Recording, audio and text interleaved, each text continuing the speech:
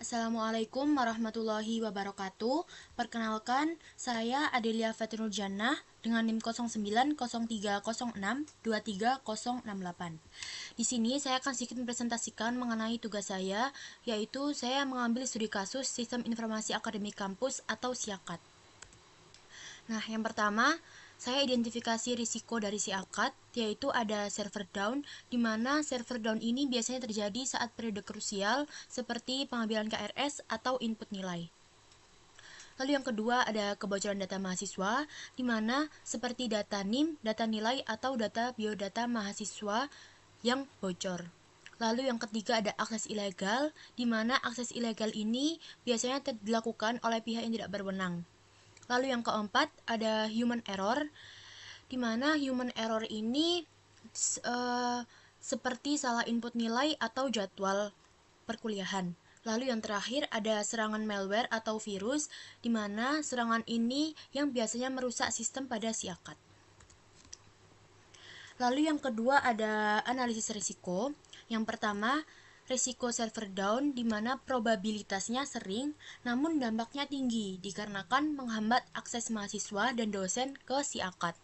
Lalu mengganggu kegiatan akademik terutama pada periode sibuk seperti pengambilan nilai KRS atau input nilai. Lalu yang kedua ada risiko kebocoran data mahasiswa, di mana probabilitasnya kadang, namun dampaknya sangat tinggi karena menurunkan kepercayaan, melanggar regulasi perlindungan data, serta merugikan secara hukum dan reputasi.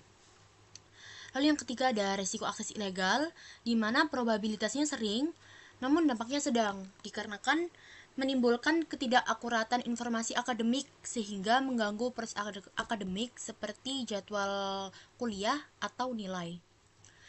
Lalu yang keempat ada risiko human error, di mana probabilitasnya kadang, namun dampaknya sedang, dikarenakan human error ini bisa membuka celah manipulasi data akademik seperti nilai atau biodata mahasiswa, dan juga merusak integritas sistem. Lalu yang terakhir ada risiko serangan malware atau virus, di mana probabilitasnya jarang, namun dampaknya sangat tinggi, dikarenakan serangan virus ini dapat menyebabkan sistem yang lumpuh, data yang rusak atau hilang, serta membuka celah keamanan baru.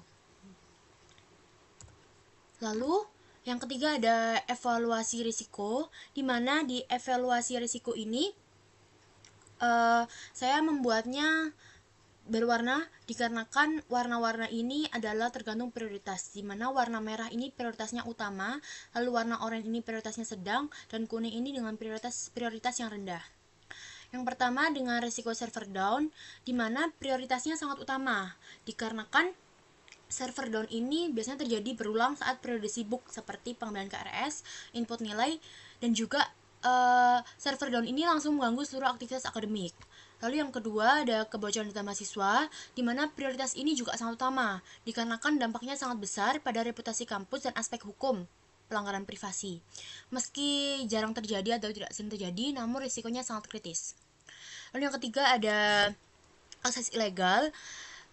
Prioritas ini sedang, dikarenakan alasannya sering terjadi, namun dampaknya terbatas. Hanya data tertentu yang salah dan masih bisa diperbaiki dengan validasi. Lalu yang keempat ada human error, di mana prioritas human error ini juga sedang, dikarenakan probabilitas tidak terlalu tinggi. Namun, jika human error ini terjadi, bisa mempengaruhi integritas data akademik seperti nilai atau biodata mahasiswa. Dan yang terakhir ada serangan malware atau virus, di mana prioritas ini sangat rendah. Namun, dampaknya serius, dikarenakan probabilitas ini rendah, karena sistem kampus biasanya hanya diakses internal dan bisa dilindungi dengan antivirus atau firewall.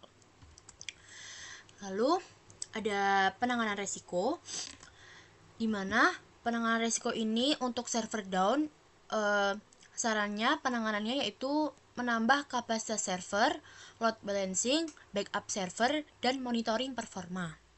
Lalu untuk kebocoran data mahasiswa, penanganan yang dapat dilakukan yaitu dengan inskripsi data, pembatasan hak akses, audit keamanan rutin, compliance, dan regulasi.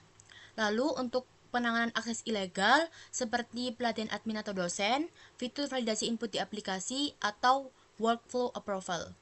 Lalu penanganan untuk human error, dapat dilakukan untuk menerapkan autentikasi ganda 2FA dan monitoring login mencurigakan dan juga kebijakan password kuat. Lalu yang terakhir, untuk penanganan serangan malware atau virus dapat dilakukan dengan cara update patch system, install antivirus atau firewall, dan juga backup secara berkala. Nah, untuk monitoring dan review, di sini monitoring dan review untuk server down. Untuk monitoring server down, bisa dilakukan pemantauan uptime server dengan tool monitoring seperti Zabbix atau Nagios secara real time. Dan untuk reviewnya, yaitu evaluasi performa server setiap periode sibuk seperti pengambilan KRS dan input nilai. Lalu yang kedua, untuk monitoring kebocoran data mahasiswa, yaitu audit log akses data dan percobaan login yang mencurigakan. Lalu untuk reviewnya, yaitu audit keamanan data tiap semester dan juga review kebijakan privasi tahunan.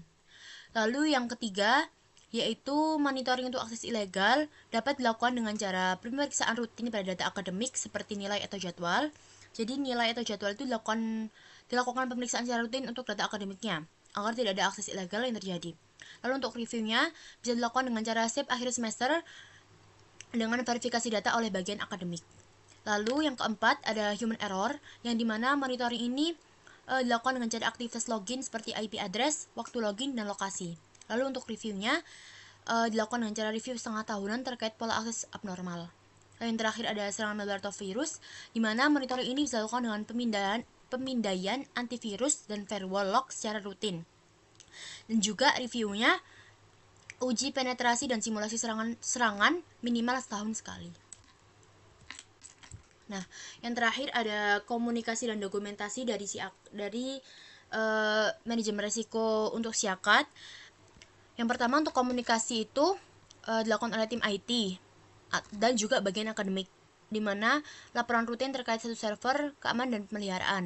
Lalu yang kedua ada bagian akademik ke mahasiswa atau dosen, yang dimana dilakukan penyampaian informasi jika ada gangguan sistem seperti via email, WA group atau website kampus.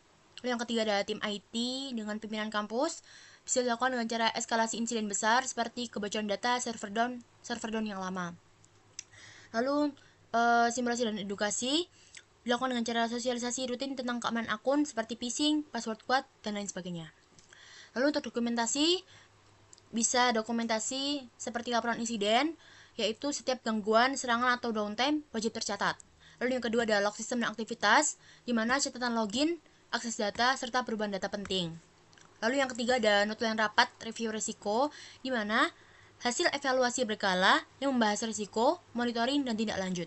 Lalu yang terakhir ada database dokumentasi digital, yang dimana semua laporan yang sudah tercatat dapat disimpan terpusat agar mudah diakses pihak-pihak terkait. Gitu. Lalu untuk kesimpulannya, dari hasil identifikasi terdapat beberapa risiko utama pada sistem SIAKAT, yaitu server down, kebocoran data, human error, serangan cyber, dan juga kegagalan backup.